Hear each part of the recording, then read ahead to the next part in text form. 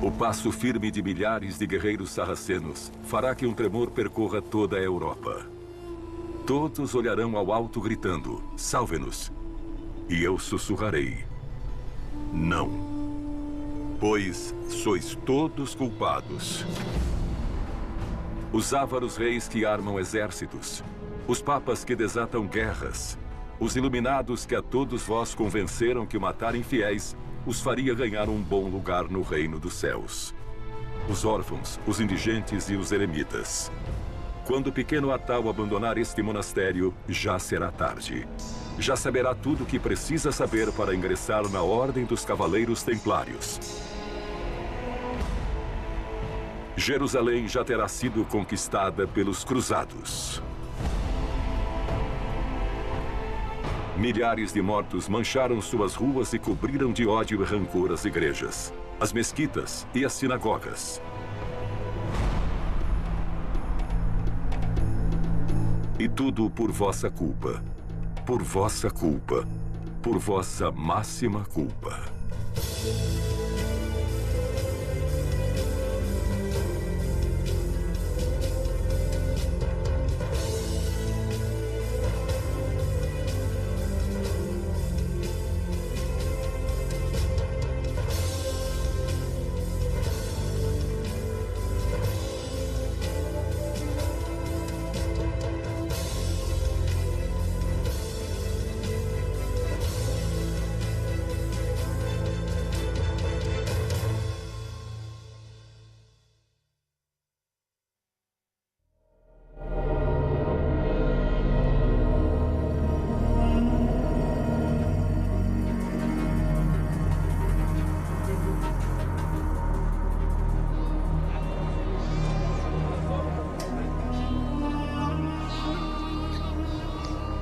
Se um cavaleiro rouba a tua vaca, ele a leva para seu castelo. Lá, ele a assará no fogo.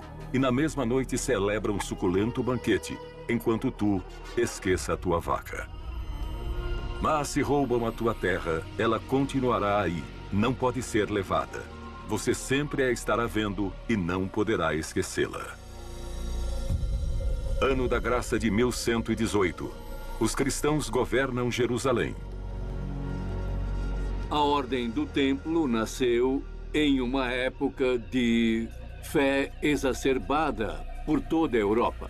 Jerusalém nessa época era, na verdade, um território muito confuso, no sentido de que as fronteiras estão em disputa com os muçulmanos e os cristãos dispõem de poucos cavaleiros e pouquíssimos soldados para defendê-las. Depois da Primeira Cruzada, a maior parte dos cavaleiros e soldados regressou para suas casas no Ocidente. E por isso, as tropas que ficaram em Jerusalém eram muito reduzidas. A verdade é que muitos cruzados, após alcançarem o objetivo de conquistar Jerusalém, decidem retornar para casa. O reino de Jerusalém era muito pequeno e, desde o início, diante disso tudo, fica evidente que tomou uma atitude estratégica defensiva. A Terra Santa é uma zona de amplo tráfego comercial. E, é claro, por conta disso, há uma série de bandos que se dedicam a assaltar tanto as caravanas quanto aos peregrinos. A peregrinação à Terra Santa era uma experiência muito perigosa. Normalmente, o peregrino não chegava a salvo. Isso gera uma necessidade automática de soldados, uma necessidade de policiais que protejam os peregrinos e protejam os cidadãos. E que, por consequência, estejam a cargo do reino que acabaram de conquistar. E houve uma série de cavaleiros, mandados por Hugo de Pains, que se ofereceram para proteger a chegada dos peregrinos à Terra Santa. E foram os primeiros cavaleiros templários. Balduíno II, rei de Jerusalém. Hoje receberás 9 cavaleiros, os mais puros e leais de todos que já combateram na Terra Santa.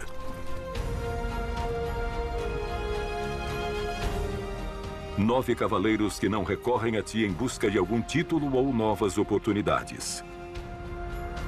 9 dos poucos que escolheram ficar para defender teu novo reino.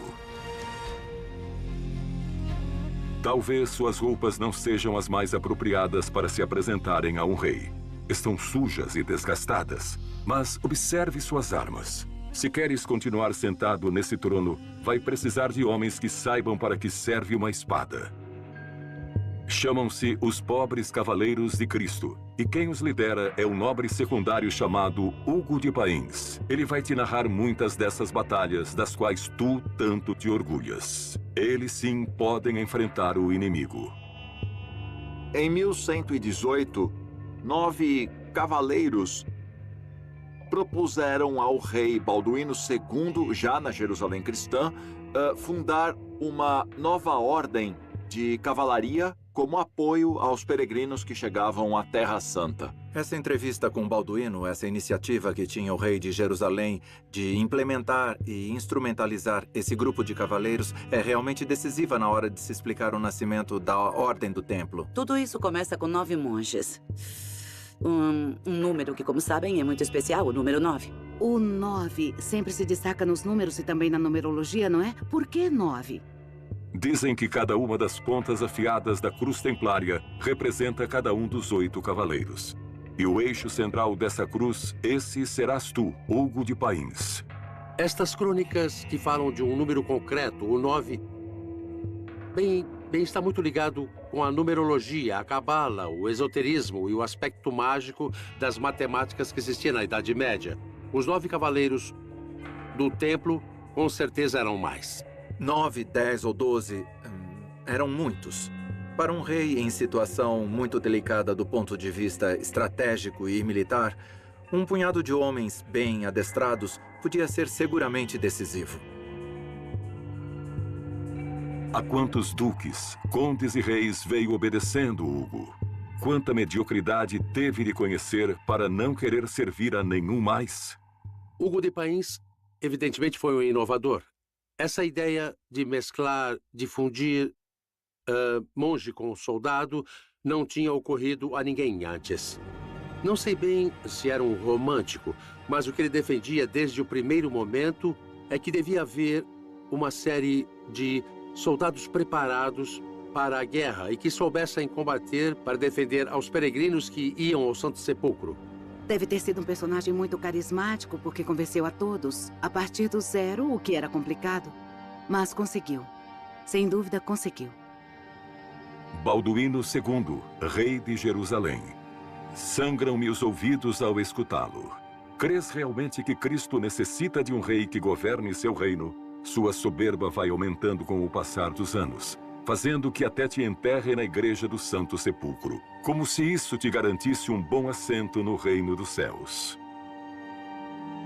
Hoje entregarás a custódia do Templo de Jerusalém para Hugo de Pains e seus pobres cavaleiros de Cristo.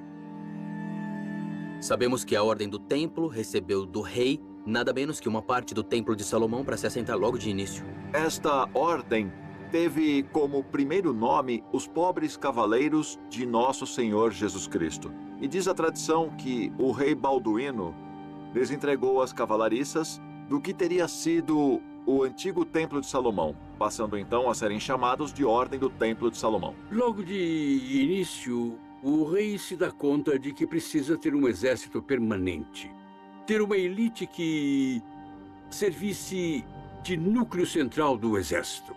O importante é que o rei de Jerusalém veja a oportunidade que lhe oferece um grupo de cavaleiros dedicados, em última análise, para defender o próprio reino de Jerusalém. Há um certo mistério com as origens da Ordem do Templo. Por que um cavaleiro, Hugo de Pains, um feudo de segunda categoria, por que ele conseguiu essa dotação? Eu acho que Balduíno II, que tinha herdado o reino poucos meses antes, tinha uma escassa habilidade política. E o que ele fez foi apoiar-se em toda aquela gente que sente que pode lhe dar uma ajuda para a defesa de sua capital, que era Jerusalém.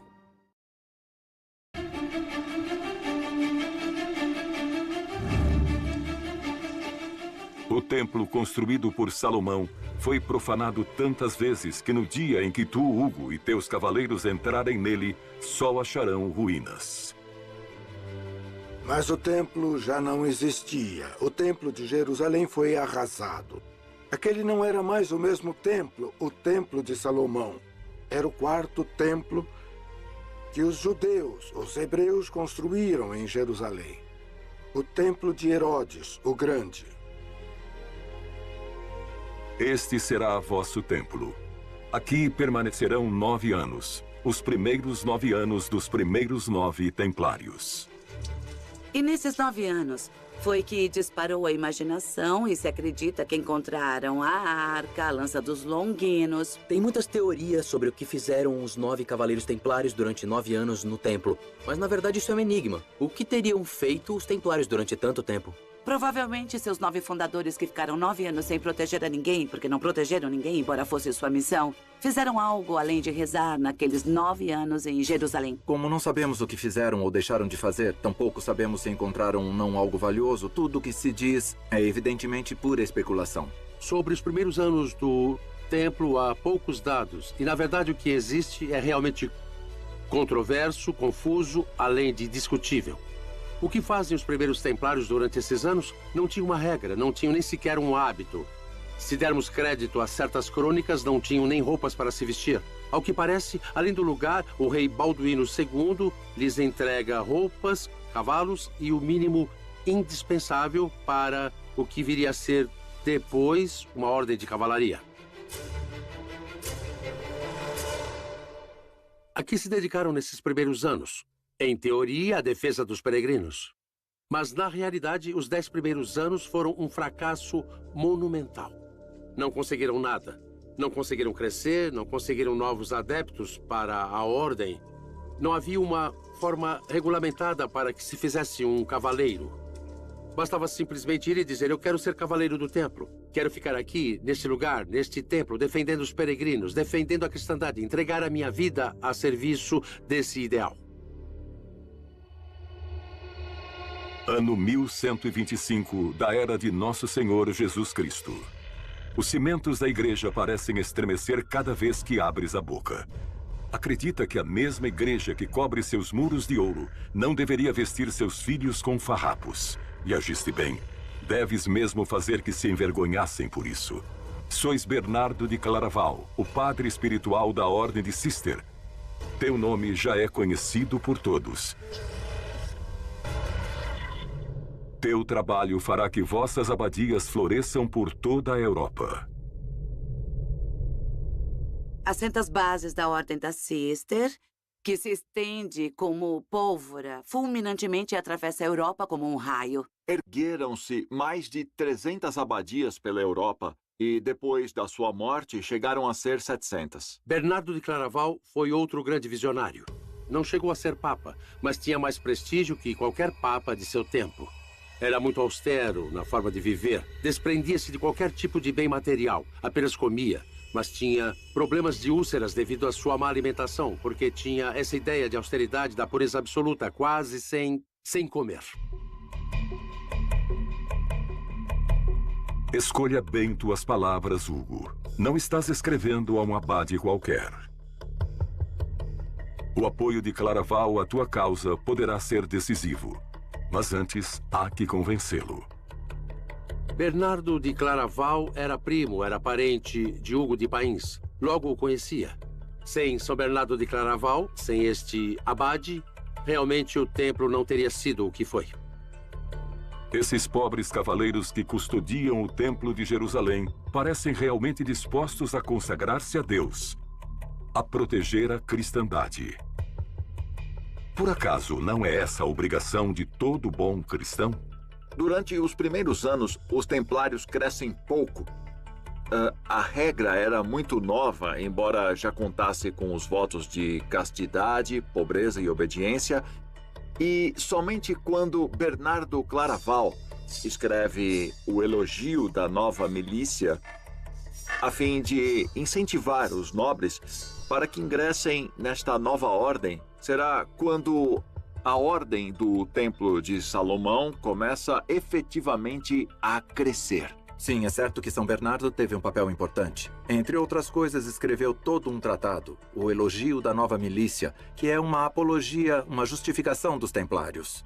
De onde se diz que os cavaleiros templários são os mais puros, os mais perfeitos, que era isso que se deveria fazer, que seria esse caminho que todo bom cristão deveria seguir.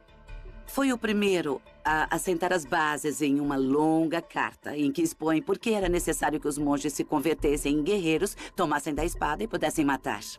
São Bernardo e, portanto, Hugo consideravam a Ordem do Templo como um corpo de eleitos, pessoas entregues a Cristo, entregues a Deus, que deviam empunhar armas, que não tinham medo, que eram autênticos fiadores da fé de Cristo. Eram seus depositários, eram nada menos que guerreiros dispostos a entregar suas vidas, a se tornarem mártires pela fé. Vista teu corpo com a armadura de aço e teu espírito com a couraça da fé. Esse é o verdadeiro valente. Esse livro de Bernardo Claraval, O Elogio da Nova Cavalaria Templária, é realmente o texto que abre as portas. Para que uma ordem desse tipo funcione, é preciso uma regra, é preciso disciplina, é preciso uma organização. Bernardo Claraval sabia que os templários não tinham essa regra, que apenas tinham uma ideia, que constituiriam ali uma série de cavaleiros que querem ter um lugar em comum e uma vida em comum. Vê o objetivo perfeito. Ele, que era um cistercense, que conhecia muito bem a organização de uma comunidade, sabe que para que o mosteiro funcione, tudo tem que estar em ordem.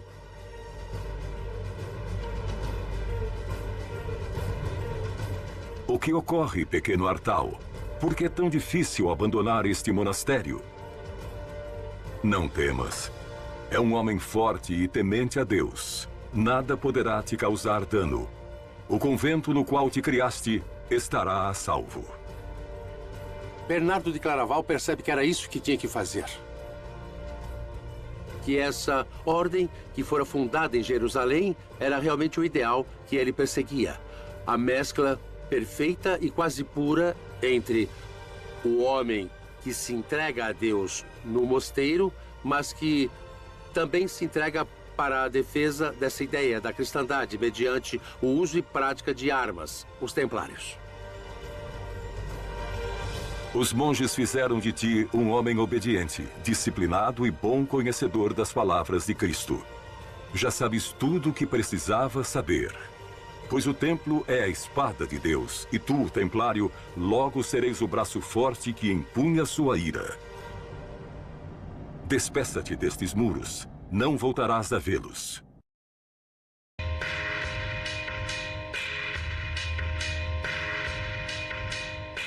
Malditos cristãos, não entenderam nada. Realmente acreditaram que o Islã permaneceria recolhido? Ainda conservas 4 reinos na Terra Santa, mas logo todas as fronteiras serão atacadas sem compaixão. Quanto mais forte gritar invocando uma nova guerra santa, mais forte será o eco que lhes responderá: Jihad. Jihad significa esforço. O esforço, não é? Pode ser um esforço de tipo militar. É uma forma de guerra santa. A Jihad divide-se em 2 tipos, a Jihad maior e a menor. A maior é a principal e mais importante. É o esforço pela comunidade. É a vida dedicada ao trabalho e ao acompanhamento correto dos ideais muçulmanos. A menor, mas não menos importante, é a que se dedica à guerra, à expansão da fé. E é esta que, por desgraça, impera hoje em dia dentro do conceito da Jihad. Os infiéis, eles não acreditam. Alá vedou seus corações e ouvidos, e terão um castigo terrível. Duas religiões que pertencem ao mesmo tronco monoteísta e que, sem dúvidas, estão patrocinando um enfrentamento que, no final das contas, é o enfrentamento pelo Mediterrâneo. Quando perguntaram ao mensageiro de Alá qual é a melhor jihad, ele respondeu: a melhor jihad é aquela na qual o teu cavalo foi degolado e teu sangue derramado. É muito difícil, mas temos que evitar classificar os personagens em bons ou maus, porque isso implica em juízo de valores e implica em introduzir um elemento de juízo de moral.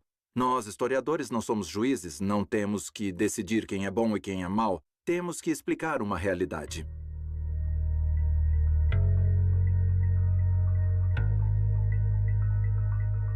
Meus queridos cavaleiros do templo, não sabem quantas lendas chegaram a ser escritas sobre vós. Uns dizem que vieram desenterrar tesouros, outros que vieram escondê-los. Há quem jure ter lhes escutado praticando ritos proibidos e, inclusive, atacar portando a Arca da Aliança, cobrir-se com o santo sudário, comer do fruto do paraíso e chegar a beber do santo Graal. Até agora, eu só os tenho visto tomar medidas de vosso templo. Ou há algo que não nos querem contar?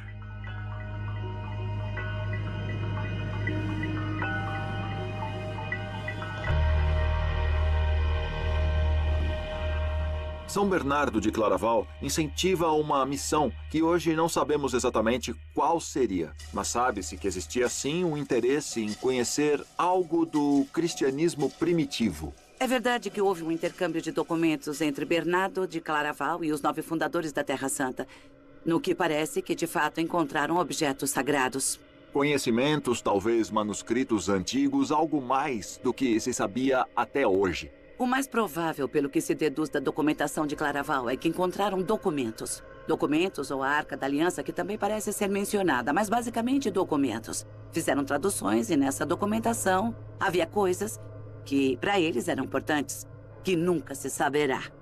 A Ordem do Templo, sendo uma ordem que surge no seio da Igreja Católica, é uma ordem que tem certos aspectos da sua vivência, da sua prática, tem vestígios do cristianismo de outras origens, que não exclusivamente católicos. Por exemplo, a ideia de que Jesus tinha um irmão gêmeo é uma ideia que está na Bíblia. Há uma passagem na qual se faz referência a Tomé, e esse Tomé é qualificado como Dimos. Dimos é a palavra grega para irmão gêmeo. O templo tinha segredos como esse, segredos evidentemente perigosos, não é? Certamente o templo os detinha. É bonito, não é? Porque sem o saber sempre poderemos imaginar o que quisermos, e isso é bom, é fantástico. Sempre poderemos ter essa porta, essa janela aberta para crer no que quisermos, escrever os livros que quisermos, imaginando o que quisermos, porque realmente nunca se poderá saber.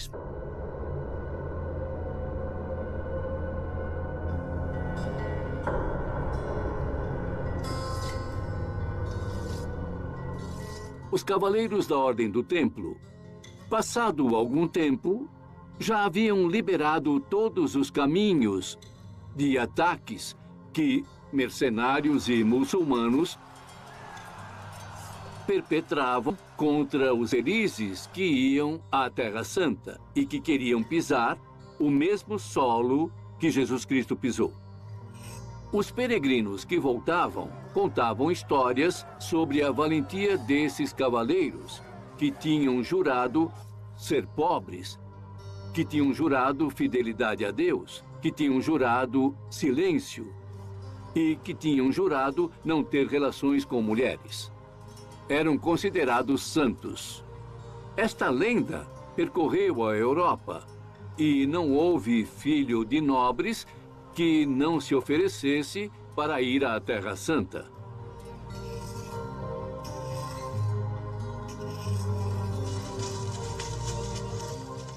Bem, Hugo. Vejo que é hora de retornar à Europa para colher o fruto de todas essas lendas que você semeou. Diga-me que não sentia falta do cheiro desses bosques. Já não são mais 9 cavaleiros andrajosos que escoltam caravanas de peregrinos para a Terra Santa. Você plantou muitas e muito boas amizades entre os poderosos. Bernardo de Claraval se desfez em elogios de tua milícia. Os nobres incutem em seus filhos esses mesmos valores, e os reis desejam te conhecer. Asseguro-te que todo mundo escutará alguma vez da valorosa cria de Hugo de Pains e seus templários.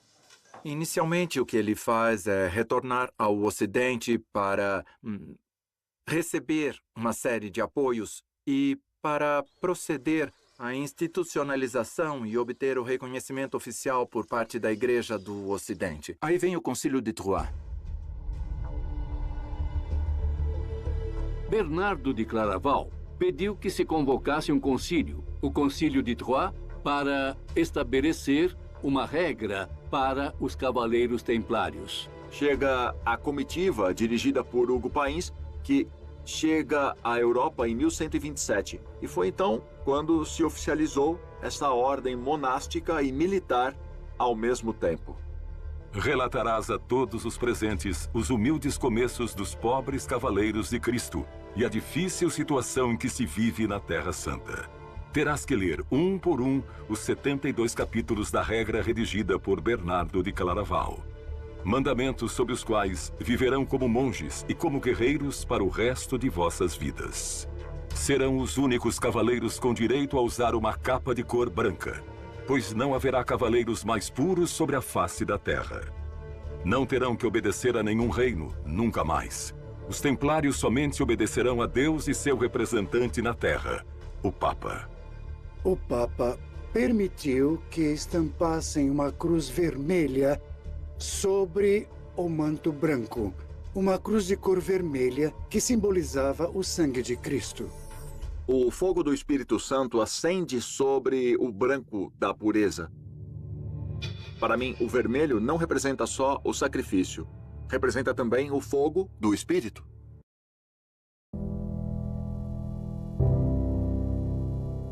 Capítulo 22 da Regra do Templo. Os cavaleiros usam sempre hábitos brancos, que não está permitido a ninguém mais senão os nomes dos cavaleiros de Jesus Cristo. Capítulo 25. Aquele que quiser ter o melhor, terá o pior.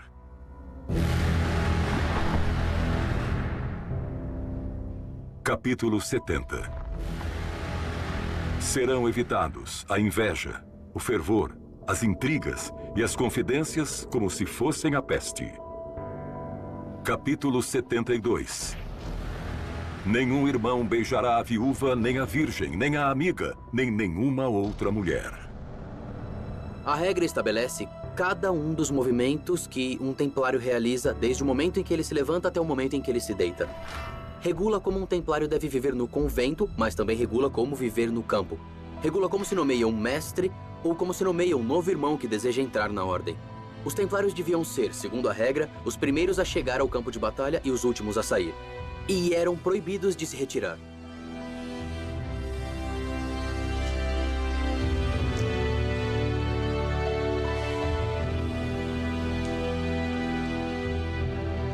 Veneráveis irmãos, haveis dito adeus eterno ao mundo. Não temam a aproximação do combate e estejam prontos para receber a coroa de mártir. Tomarei o cálice da salvação e imitarei em minha morte aquela de nosso Senhor, porque Cristo deu sua vida por mim, e eu estou preparado para dar minha vida por ele. Quando entravam para a Ordem dos Templários entre os jovens, havia algumas práticas de iniciação que eram muito violentas. Se preparavam para o sofrimento e, por isso, a dureza dessas práticas. O templário é um soldado. E o templário tem que estar preparado para receber treinamento de soldado, ou seja, para a guerra. E na guerra se mata ou se morre, é claro. Tem de estar preparado para matar e tem que estar preparado para situações realmente, tremendamente cruéis, inclusive criminais.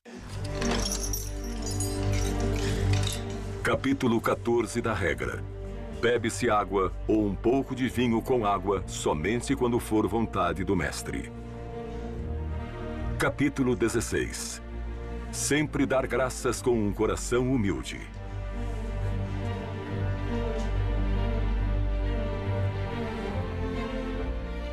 No caso dessas torturas que eram feitas sobre a nomeação, podiam ser compreensíveis como condicionamentos, antevendo o que poderiam aguardar no caso de caírem prisioneiros.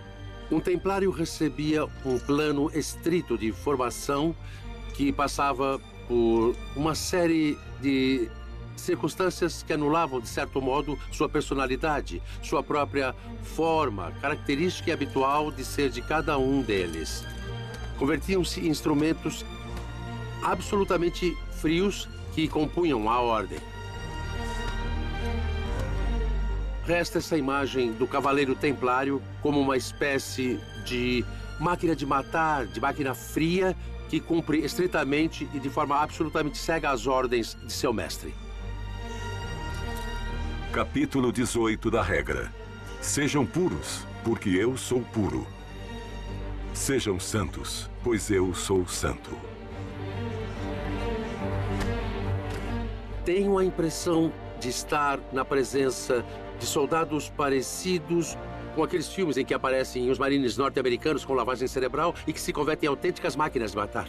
A Ordem dos Templários era uma autêntica unidade militar de elite, onde havia dois grupos fundamentais que a diferenciavam do restante dos cavaleiros feudais, que eram uma obediência e uma disciplina absolutas.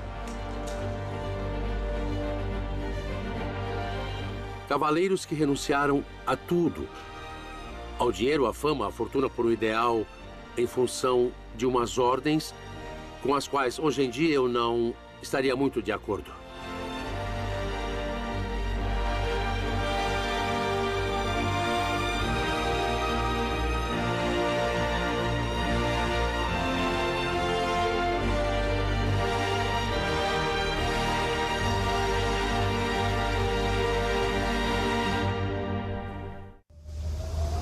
Ano 1128 da Era de Nosso Senhor.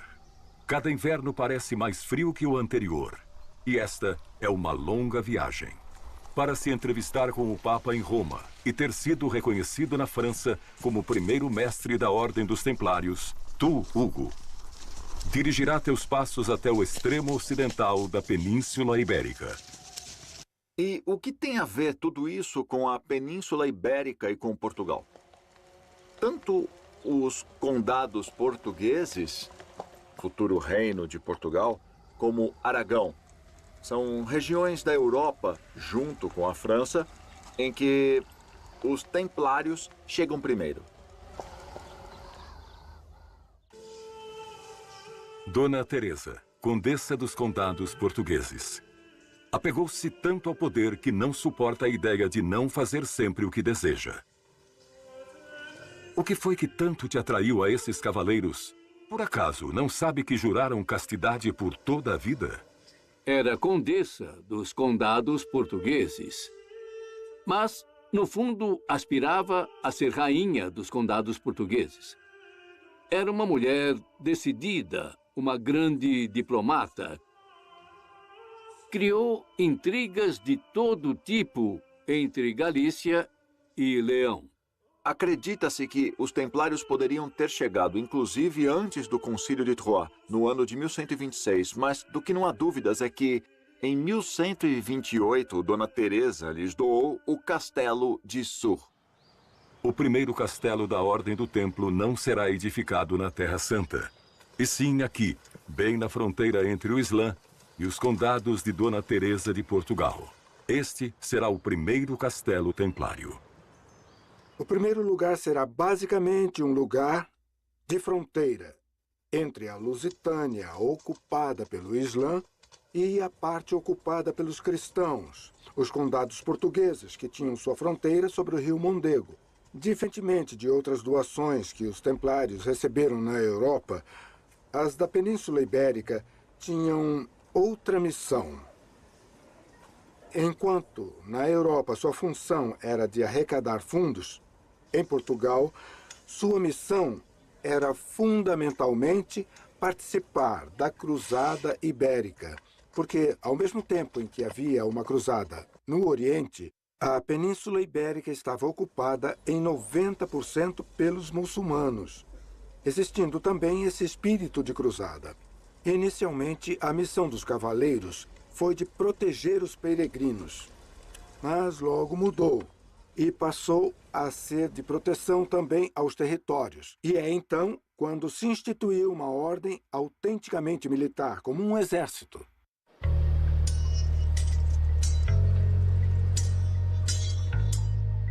No decorrer dos anos de 1128 e 1129, os diversos reinos europeus já podiam organizar um pequeno exército. Já não eram mais grupos de 10, 15 ou 20 cavaleiros que não tinham possibilidades econômicas, que quase nem tinham cavalos. já possuíam uma operacionalidade militar extraordinária. Tinham recebido muitas doações de todas as partes da França, Escócia, Inglaterra e Portugal. Doações em dinheiro, mas também doações de renda e doações de terra. Com esse avanço, os templários voltam a Jerusalém já bem carregados de riquezas.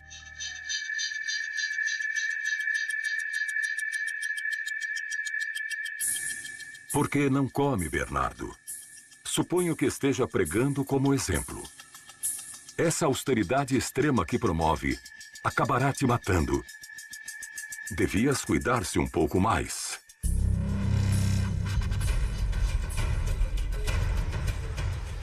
Ano 1143 da Era do Senhor. Os cristãos ainda conservam 4 pequenos reinos na Terra Santa. Mas Edesa, o mais desprotegido deles, hoje mesmo mudará de bando. Nada poderia se opor a essa cavalaria turca que acaba de aparecer na linha do horizonte. As autoridades da cidade indefesa não tinham mais remédio do que entregá-la.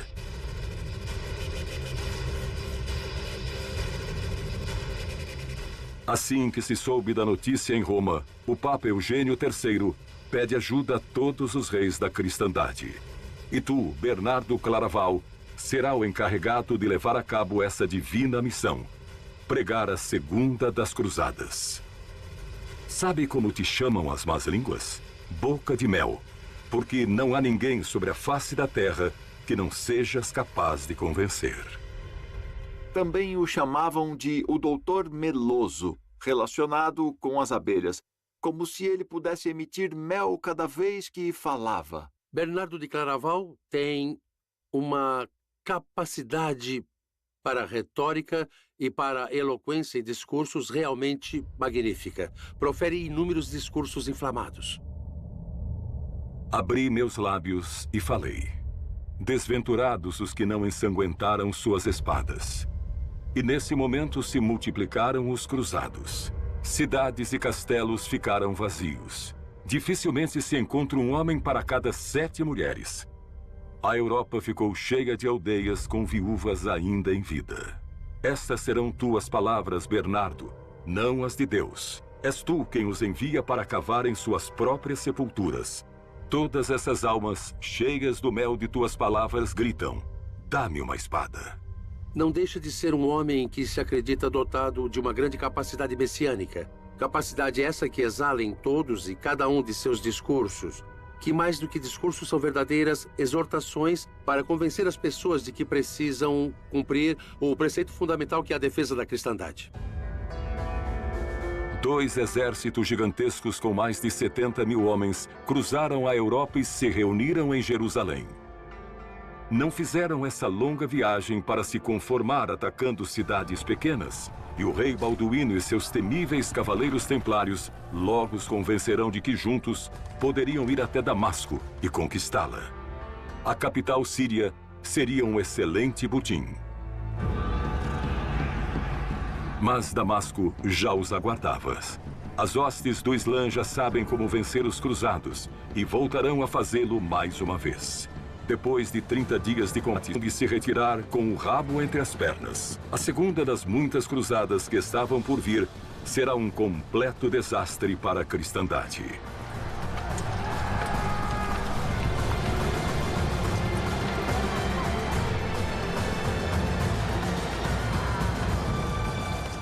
Na Segunda Cruzada, já há grupos de cavaleiros templários que são capazes de participar com êxito de operações militares ao nível do que seria um combate em campo aberto. Não sabemos exatamente quando surgiram na batalha, mas, sem dúvida, na Segunda Cruzada já participaram em campanhas militares. As cruzadas, como objetivo cristão, segundo os evangelhos e segundo as ideias cristãs de fraternidade e amor ao próximo, foram um completo fracasso. Mais tarde, o próprio Bernardo de Claraval aceitou o fracasso da Segunda Cruzada, dizendo que não foi culpa de Deus, mas sim dos homens que não souberam manter os valores cristãos. Ingratos. Culparam a você por essa dolorosa derrota. Esse será o teu fim, Bernardo. prostrado na cama, débil e esquecido. Faz tempo que não retens a comida e tuas pernas estão inchadas. São Bernardo de Claraval não era um qualquer e sua ordem não era qualquer ordem. Marcou os séculos fundamentais da história em toda a Europa.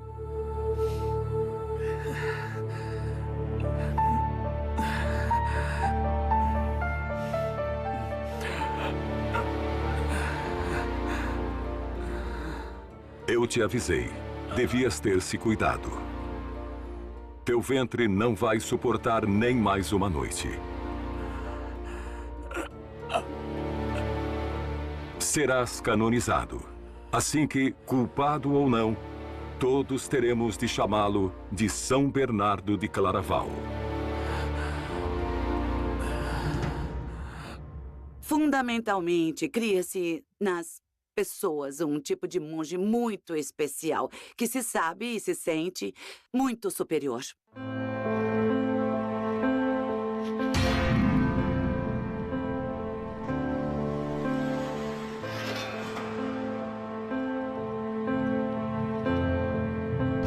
Quando Bernardo de Claraval disse que são cavaleiros e também monges místicos e que realizam um duplo combate, um combate contra os infiéis, contra os inimigos da Europa e da cristandade, e um combate contra os inimigos invisíveis, o combate contra um demônio interior. É muito importante saber que os templários tinham um ideal que não era só de guerra física, e sim que havia um ideal com objetivos espirituais.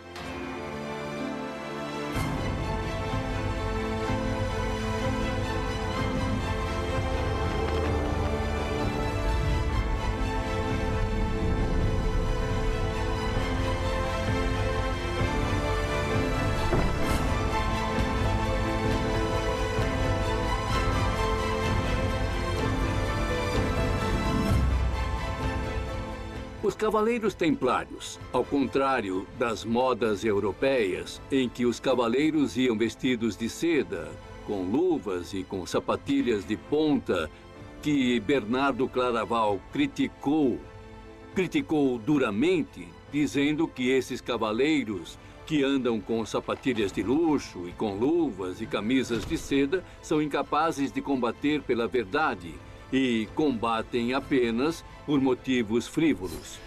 Os cavaleiros do templo, apesar de não terem nada, de apenas servirem a Deus e a sua fé, eram guerreiros fantásticos. Homens que tinham adotado os valores da cavalaria e defender os outros, os fracos, os velhos e as mulheres. Os romances que eram lidos na Europa, inflamados pelos peregrinos que voltavam e que contavam as aventuras dos cavaleiros templários, mostravam homens que haviam bebido do espírito da Távola Redonda e dos cavaleiros do rei Arthur. Toda aquela gente que ia a Jerusalém para servir na Ordem dos Templários, no fundo, o que estava buscando era a Távola Redonda do rei Arthur.